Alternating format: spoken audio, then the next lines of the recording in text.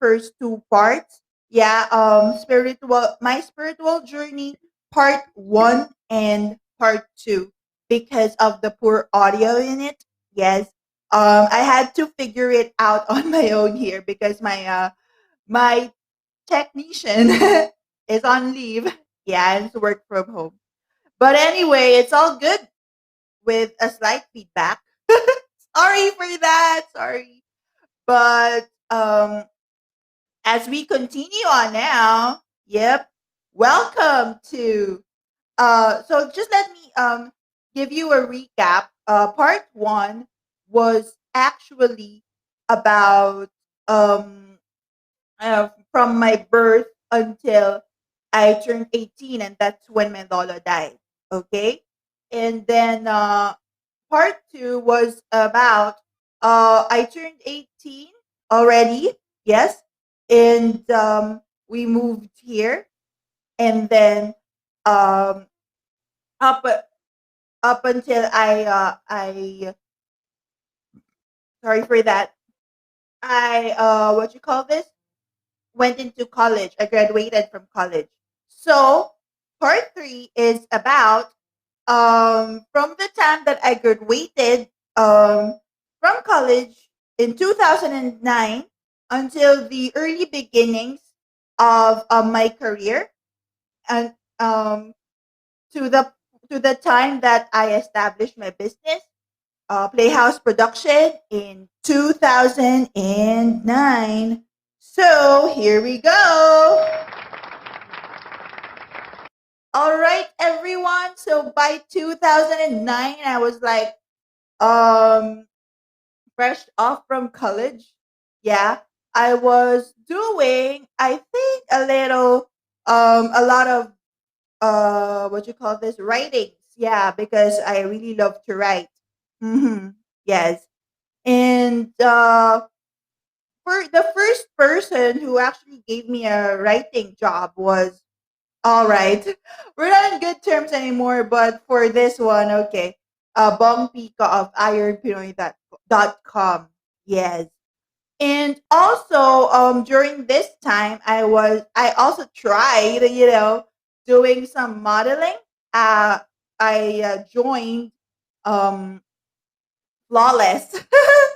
Yeah, the skin clinic. Yeah, I joined their contest before about who's the next flawless face. Yeah, and also, what else did I do in 2009? Of course, I also joined Dance Pinoy. Yeah.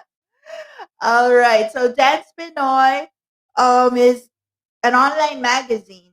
hmm and then it features really a lot of content about dance. Yes. Me, mo, me, mostly about contests, dance groups from all over the Philippines. It also features news about dance and what else? Really, mainly everything about dance in the Philippines and the events. It also has tie-ups, I guess, um with NCCA and then CCP, those stuff. Yeah, so it seemed kind of credible at first sight. All right, so um, there you go. By 2009, that's what I've been doing. That's all the world has presented to me since I was kind of sheltered when I was studying. So everything was like new to me, and I really wanted to try out a lot. Yes. But of course I know my limitations.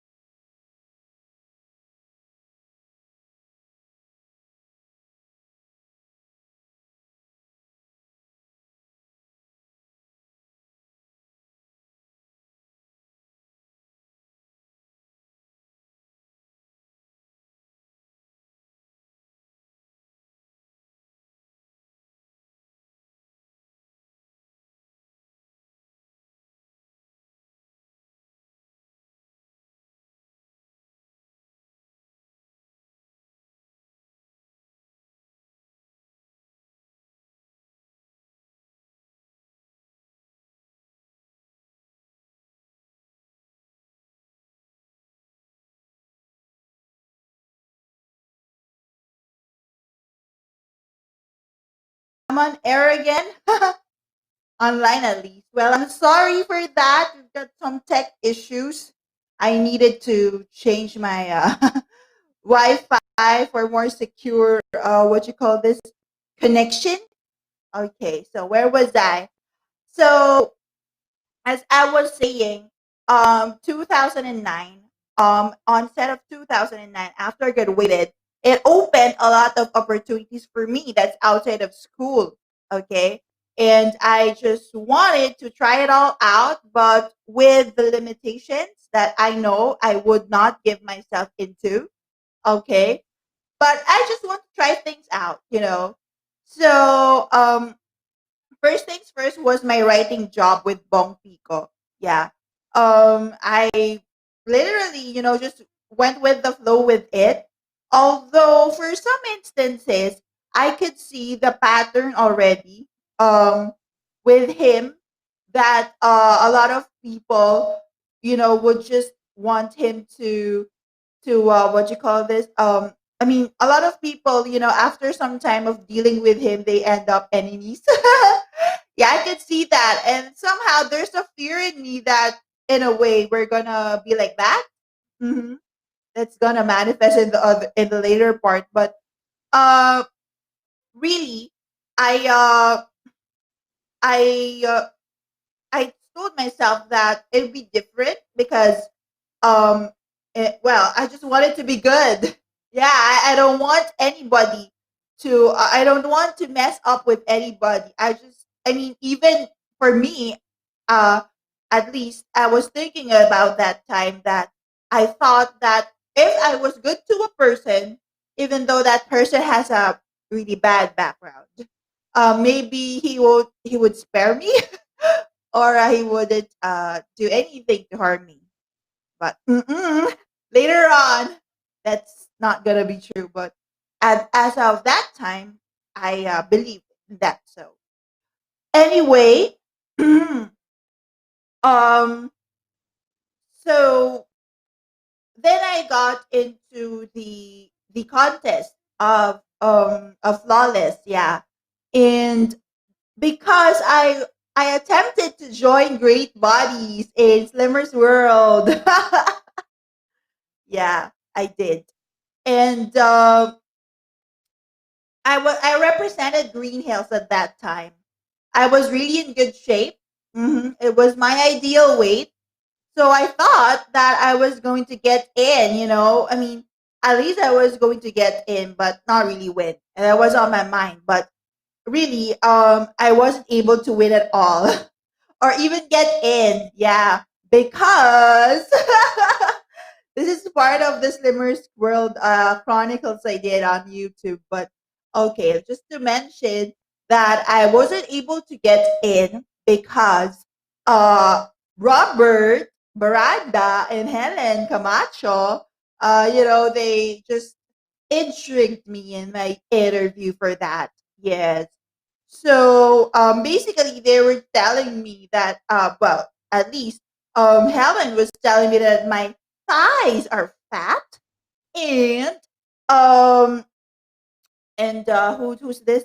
Robert tells me that my boyfriend might not approve. And who's the boyfriend he's referring to? Mark Dungo. As if, really, as if, like, whoa. Yeah. All right. So, um, yeah. Really, it's just so not it. But, um, of course, I was very much embarrassed at that time that I got rejected. Is that embarrassed? Okay, I'm trying to figure out this a V8 for some reason. But yeah, I got embarrassed for some for that. And that was on my mind because um at that what happened was it was the first great buddies ever in history that uh what you call this? It was that that they did what you call this? They didn't release the results of male and female contestants at the same time. Yes. And they first released the male results, and come the female results, I wasn't there. Yes, I wasn't there. So, it's it has been a thing for me to think about, like a food for thought. If the reason why that is so is if because they waited for Mark Dungo to return and tell him that I joined, and it basically let him what you call this decide if he's gonna take me in or not in the contest. Yes, and that has still been a mystery after all these years. Yep. All right then. So, um, hmm, what we're gonna so um that's been like my social struggle at that time. Hmm. And but I still have the body. I mean, I worked out, right? So there was this sort of sexy photo shoot that I joined. Yeah, but it was in the house. But it was done in the house. Hmm. And it's just that Lola made a lot of issue about that dad was really mad at me, got mad at me for that time, and he even brought out that the issue of GI. Yeah, my tita GI, that I was in swimsuit, and it's on Facebook.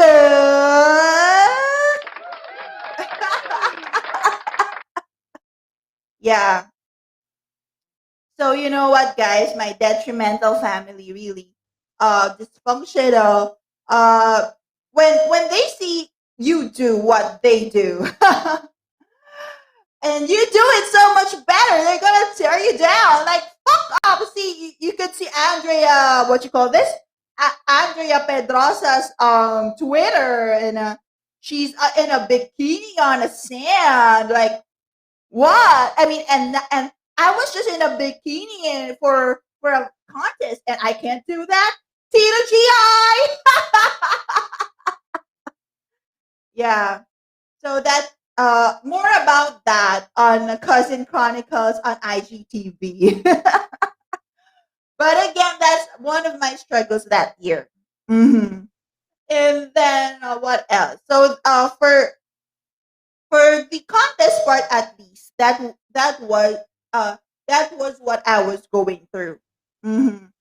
And what? So um, you know what? For me, at least, because I do not want any confrontation. Yes, that's true. I believe that okay, you don't want me in this scenario, then I'll move ahead. So then the next scenario or a field that I went into was actually dance Pinoy. Yeah. So with dance Pinoy, I was a writer there, and then eventually we ventured out into with Nashangahan into forming a group, managing a group. Yeah, it was profitable for some time until well, yeah, until intrigues creep up. Hmm. And they made me feel, or they painted me to be the bad girl. Yes, like oh my gosh, is Nash really that cute? Like really, I'm gonna get head over heels for him. Those stuff in the Sigma Machismo Filipino culture represent. Yeah. So that's everything that has been laid out for me in 2009. Yes. So by 2010, I was still continuing it on. And like I said before, I didn't want any confrontation. So if you have a problem with me, you make me feel that you have a problem with me, I'm just gonna move on. Or I'm gonna prove to you that that's not supposed to be a problem until I got tired of proving myself. Yes. I got tired of being such a good girl and avoid all these confrontations, and I got tired that I initially I was like a crybaby. I cry all the time with Nash. Yes. It seems like he has his way of triggering me to act like a child. Yeah, because they're you know what the thing with all these men, even with Mark, they don't talk to me straight. Yeah. So even if it's love life or professional, I mean all throughout my career you'd see that would be my pattern of problem with men, and I'm not even sure if they're real men. But really, that has been my problem, that they do not know how to tell straight to me what they need. And they're just gonna have the all these other people, gather around and tell me different things that's just gonna confuse me. Like, don't you know how to man up, big dickhead? Yeah. So that's my trouble with love. hmm So with love and men, and playing with men in a professional field like this, you know, the culture of machismo. Yeah, onset for that for me. All right. So, um, basically, that's everything that I've been going through. hmm And I just had a breakthrough. I was so tired of being a good girl. Yes. And it's like, um, anyway, no, even if I was doing good, uh, I get into the bad light. For me, that was it. So what's the point if you do good or bad anyway? Yeah. Um. But around 2010, yes. There was this. Yeah. I remember in 2010. You know, Michael Jackson died. I think I forgot when Michael Jackson died. Oh my gosh. Wait, let me research on that.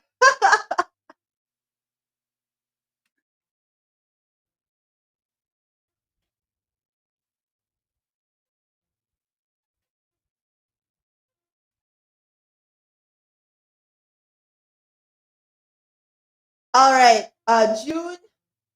Okay, June 25, 2009. Oh my gosh. All right. So Michael Jackson died in 2009. And then in 2010, we at Dance Pinoy had this what you call this? Had this had this offer with Thrill the World Philippines. And Thrill the World Philippines is essentially means that you're gonna dance Thriller. You're with in the crowd via streaming abroad, with streaming abroad. So it's like you are dancing with with different people from around the world via the internet. At that time, it's not yet called live stream. I forgot what it's called, but yeah, some sort of that. And then so that was the offer, and yeah, it was a good offer. It was very good for our branding at least. And since we became known somehow with flash mobs, because we started out with the flash mob of Earth Hour. Yes. Um, Earth Hour in MOA and in BGC. Yeah. So that was it for me. And Michael Jackson was, I I would not say I'm a big fan of him, but somehow I know his songs, and yeah, it's okay. I mean, it's, I mean, oh my gosh, uh, it's an understatement to say his songs are okay. But I mean, um, yeah, I definitely find him a good artist. But also at that point, I was kind of looking for Solace because it was a really tough year. It was one of the tough years at home. Yeah, considering my mom was always with my dad at the hospital, and my Lola keeps on, looking for instances to, paint me like a bad girl. So everyone just wants me to be a bad girl. Might as well give it to you, right? You know what? You could refer to that to the Cousin Chronicles, but right now it's a spiritual journey, so I'm not gonna delve much on that. All right. So that's what my Lola has been, busying about with my life. And so there were times that even if Nash and I would have big fights, and it even involved my mom. I don't know how these guys do it, but they just do it like everyone's got to be involved, even your mother, even your parents, even your house. Yes. So, um, Mike, with I just felt that Michael Jackson was with me at that time, and I've been having dreams about him telling me to continue to dance. Yes, and even eventually that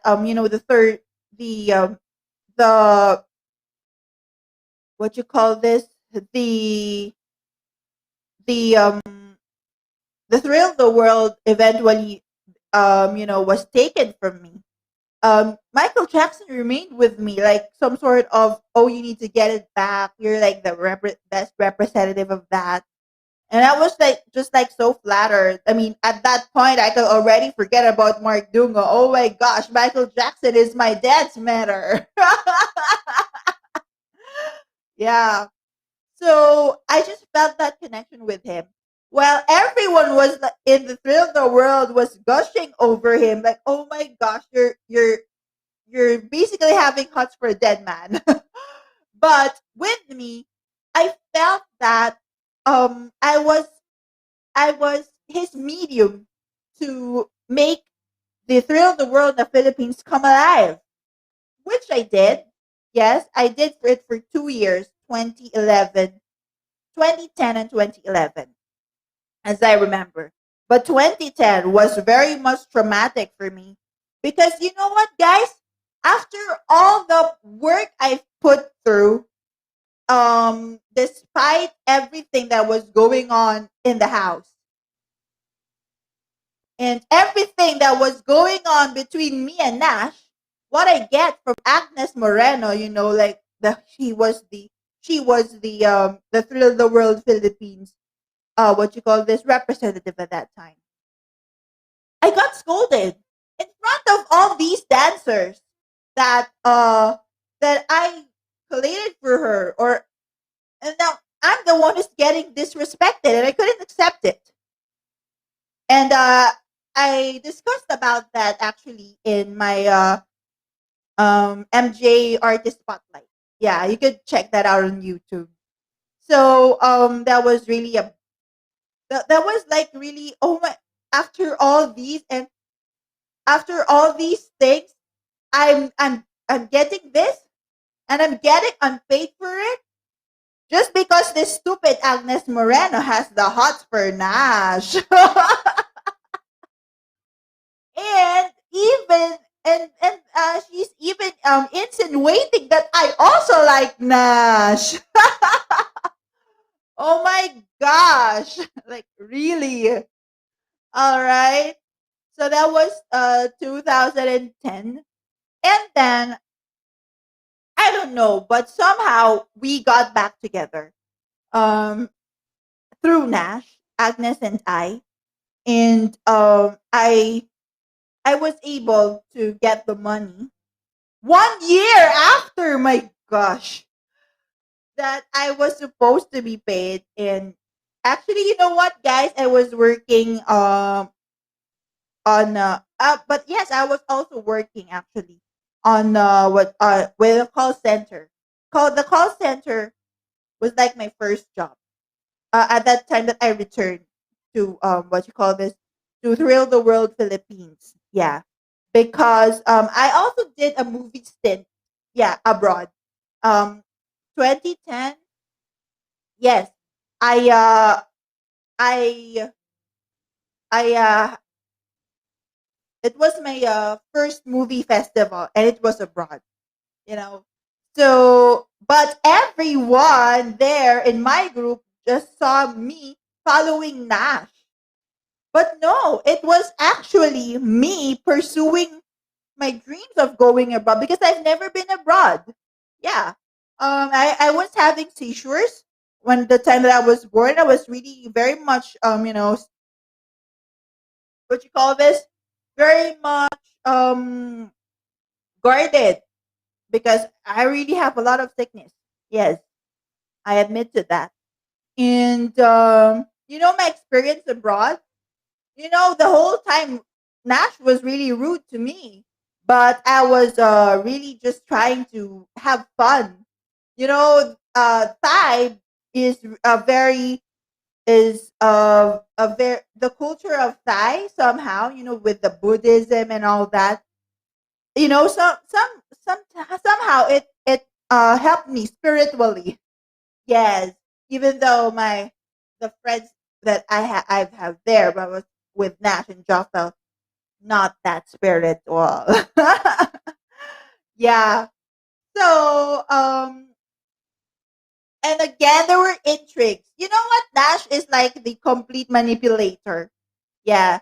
Um she Even if you've explained yourself already, he's just gonna always find a way to let you down. That's him. Yes. If I look back, I would see if I would say that if I had better confidence at that time, I could just kick him out of my life right then and there. But it took me a while, and it took a lot for me to learn the hard way. Yeah. And it was just all because I wanted to be good. I wanted to not to confront anyone. I wanted, even if it's possible for the bad to be good, you know what I'm saying? Yeah. All right. So that was my journey in 2010. And then in 2011, as I've said, um, I it was a busy year for me because I also I also had a job in 20, I mean, when I returned, I from Thailand, I also went on to with the I also went to um where to a call center to find a job. Yeah. And then but I did last there because again there were temptations of like, oh, go sleep with the QA so that your grade will be fine or something like that. You know, when those things come in my way, I just shrug it off and get out of the situation because I will really really never ever do those kind of things. Yeah, no. So no matter how they try to harass me, how they try to say these things, to make me come on. No, really, sorry. I'm not ever gonna give in. Yeah, I mean, but that temptation did lasted, like even hello, late 2020 Kaiser. Yeah, but that's for later on. I mean, in the latter episodes. But yes, there's always been that temptation, but I never gave in all through these years because I believe that it's just immoral. It's not my thing. So even if I I haven't gone through the path of straight out spirituality, um I have these certain moral standards for me that cannot be bent, and I would go ahead, even if it pains me, to sacrifice a relationship, any kind of relationship, any kind of opportunity. So just not to, sacrifice my morality and my standards. So that's just me. I'm sorry. The devils could not tempt me. Yeah. All right. So, um, that was in 2011. So yeah, in 2011, and then I got into Thrill the World again, and then uh, I also got into the Korean the ASEAN Korean Youth Square. hmm I also got into another, but that was me alone. And then there was this other film festival in DMC. I was with Nash at that time also. And another thing is that um I also had what you call this in 2011, the Korean embassy. Yeah, I was there. But no, that was 2012. But in 2011 we had an event. Yeah. Also in 2010 we had an event. 2011 we had an event, and this is for Dance Pinoy with Obra. In 2012 we also had an event. Yeah. So wait, let me just track you back on the 2010 event. The 2010 event was like my first event ever. So I was really very much, what you call this, stressed out. A few times, or a few hours before the event itself. It was held in UP. It was like a dance contest. Yeah, a hip hop dance contest. hmm Oh, and let me forget to tell you that actually I'm uh Nash and Bong are partners. Yeah. And there was this thing that I sort of got into the middle because Nash and Bong uh had sort of a what you call this, they have a misunderstanding, a great misunderstanding, in just one event at MOA around 2009, where he was Mark was there, I was there, Joffel was there, he was there, Bong was there, Nash was there, but actually I only knew Mark at that time. Yeah. So um what else?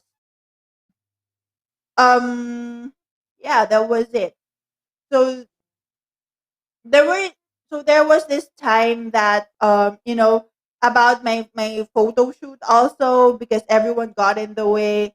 So there were other people that were banned here because of that. There was a chaos about me getting into modeling for dad that time, because of GI. He's seen it as obscene or something like that. Yeah. And then what else? So mhm, 20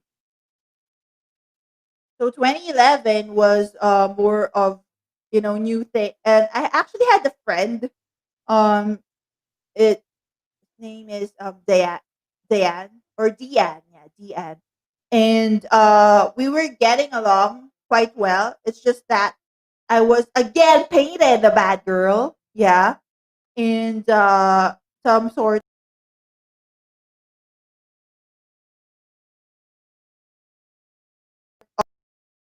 of thing, but she did something like that. So it's really weird.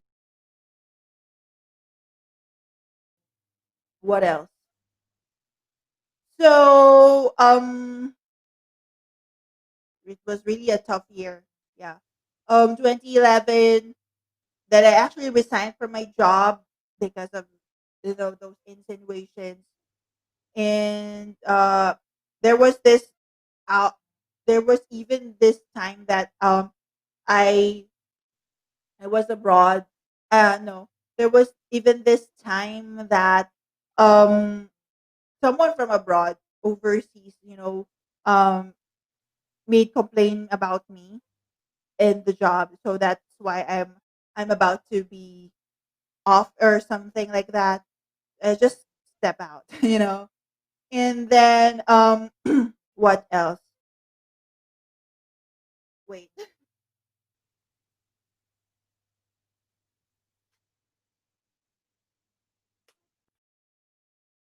So by 2011,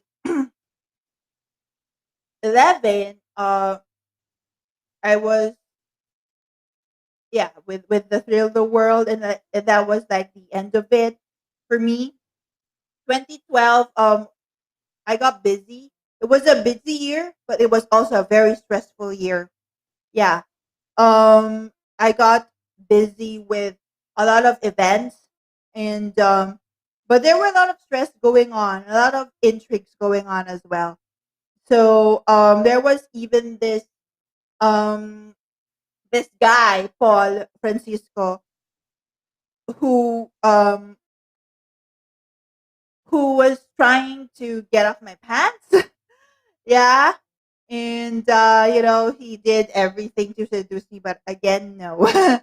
Nothing happened. And sorry you feel that way, that you can pursue me in that way. That it's not you, it's me. Really. Something like that. And then I also joined, oh yes, I remember I joined Power Dance as well. And I met Marie Serbucas. Yeah, and I thought we were gonna be friends, but really, she's just I don't know. We just lost contact after Paul.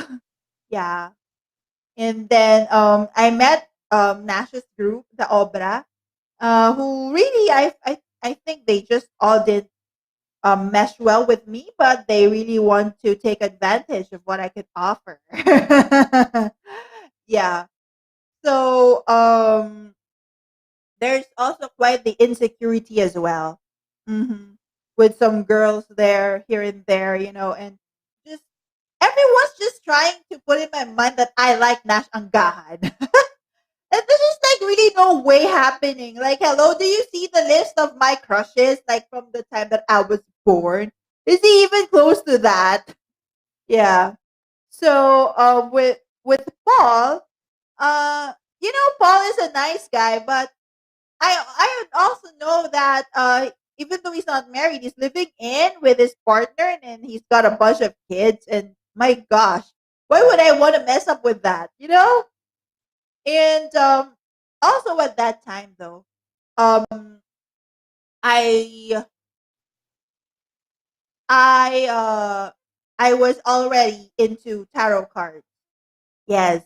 I mean, as a tarot reader, I was offered the job at the Secret Stove.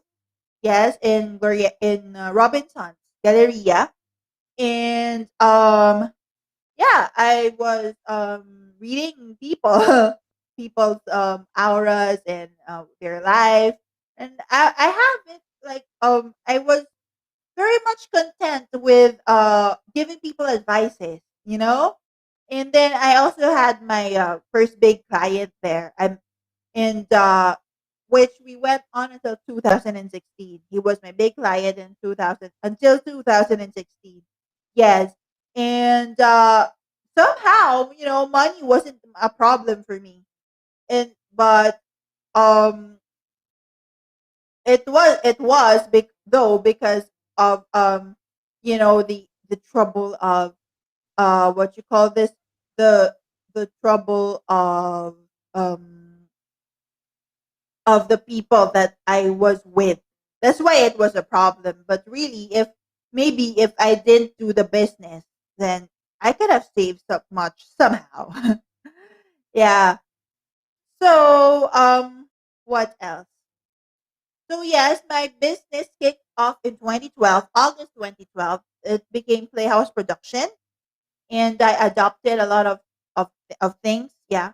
from play from dancepinoy.com. Yeah, since I was the one funding it. Or yeah, so yeah. Anyway, it was also that at that time Nash and I had a big fight around 2012, and for me, I thought it was a cut off, but I was able to totally cut off Nash from my life only in 2017. Yeah, so that's a kicker for you. It's something to watch out for as I do the latter episodes. But for the meantime, for 2012, that's just about it. We had a big fight. Okay. And what else do I have to say? Um so in about Seeker's Cove, yeah, I think I'll just delve into that since this is about spiritual journey anyway. Um you know what, guys? You know that you know it when you enjoy a job or you really like your job so much, right? But you do not like the people. Yeah, or even the owner. But you have so much passion for what you do. So that was my dilemma with the Seeker's Cove. And also 2012, as what Miss Sanaya would always say, that Third Eye Wellness was already in the Philippines at that time. So I was also going there. Mhm. And I really had the connection with the center. I really loved it, and I also took up theta classes there. I also had the soulmate talk, hmm and um, what else did I have there? I attended astrology with Sir Resty Santiago, hmm and I had an angel reading and tarot read. Yeah. And well, aside from Third Eye, there was also Ripples, which, according to the owner of the Seeker's Cove, in Glory, they were both in Robinson's as like his or her rival. But really, uh, I find the Ripples also good. Also Third Eye, yeah. And bad thing, Ripples already closed down, but they really had nice decks and nice books. Really, the books are so moving. But sadly, they closed down. And I don't know, but they say that the Seeker Scope also has closed down eventually. But it stayed for quite long. Yeah, long enough after I left, because around 2012, the the uh, the husband of the owner, just really wasn't working with me, for me. Like, he's so rude. Yeah, and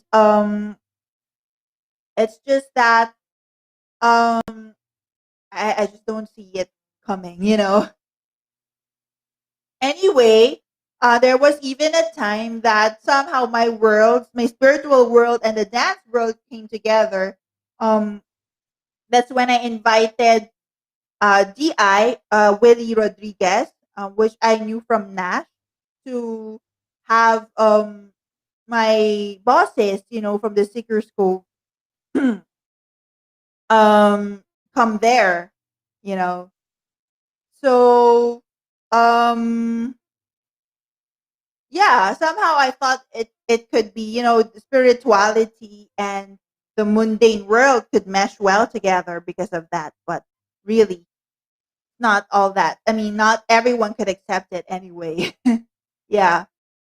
So what else would I say? Um, yeah, 2011, 2012. What it was with, yeah, with the yeah. So wait, who else did I forget in this timeline? Yes. So basically, that's it. I would. I Oh, of course, I remember. There's this guy, yeah, who's who I've been already seeing him. hmm but really, uh I've been already, but really, he'll be more what you call this, more relevant in my life around 2013. But the soulmate uh song, yeah, I've written a soulmate song. Is inspired by him. Yes. So that's Miguel Masigan coming in for you for the next episode. Yeah. All right, folks. So that's about it for today's episode. Yeah. Um it's just, it's more of the of my everyday world and spirit world coming together. Yeah. But do they mesh well? Yeah. You'll find out. Okay. Thank you guys.